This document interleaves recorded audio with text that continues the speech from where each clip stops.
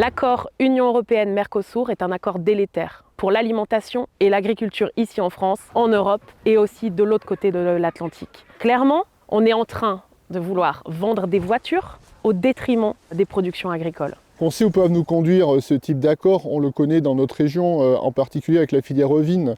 Dans les années 80, avec l'importation massive de viande à bas prix de la Nouvelle-Zélande, la filière ovine et la production d'agneaux a complètement été bouleversée.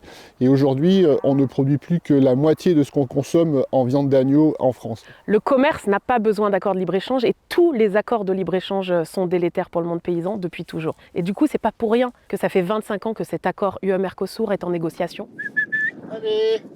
Le paradoxe avec cet accord, c'est qu'on va importer de la viande qui est issue de fermes qui travaillent dans des conditions complètement différentes des nôtres, qui utilisent des farines animales pour produire, qui utilisent des antibiotiques de croissance, alors que nous, on nous encourage à planter des haies, on nous encourage évidemment à produire avec plus d'herbes. La viande qui va être importée, elle est issue de la déforestation. Avec cet accord, c'est presque 1 million d'hectares supplémentaires qui va être déforesté. Par exemple, sur les 178 matières actives, pesticides, utilisées au Brésil, 138 sont interdites en France et on va réimporter des produits qui utilisent ces matières actives-là. Pour nous, les normes sociales et environnementales, c'est des normes pour protéger les populations, pour protéger nous aussi en tant que paysans et paysannes. Et puis de toute façon, on ne peut pas être concurrentiel face à des pays où le salaire moyen est de moins de 1 euro de l'heure. C'est pas possible. On ne peut pas continuer à brader l'alimentation et l'agriculture sur l'autel du libre-échange. Et clairement, il faut que les Françaises et les Françaises soient conscients que c'est pas qu'une affaire agricole, c'est l'affaire de toutes et tous. L'idée, c'est de faire rentrer à droit de douane réduit des produits alimentaires sur le territoire européen. Par exemple, 45 000 tonnes de miel, alors que les apiculteurs n'arrivent pas à vivre de leur métier. 180 000 tonnes de volailles supplémentaires. Et pour la viande bovine, c'est 99 000 tonnes d'aloyaux qui vont venir s'ajouter aux importations actuelles. Alors on sait que les aloyaux, ça représente 1/3 de la valorisation des carcasses bovines. Cette quantité supplémentaire d'aloyaux, on peut s'attendre à ce que ça représente 30% des aloyaux disponibles sur le marché européen, et donc il y aura forcément une répercussion sur les prix payés aux producteurs.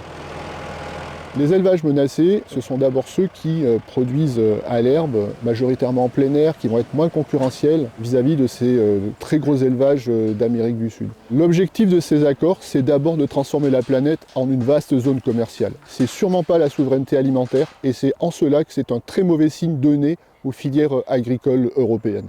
Aujourd'hui, on sait qu'en Europe, on a un déficit de l'offre de viande bovine par rapport à une demande. On pourrait se poser la question de comment relancer la filière, installer des éleveurs et des éleveuses en viande bovine. Et là, on prend le risque, en important des viandes qui ne répondent pas à nos normes de qualité, de déstabiliser le marché.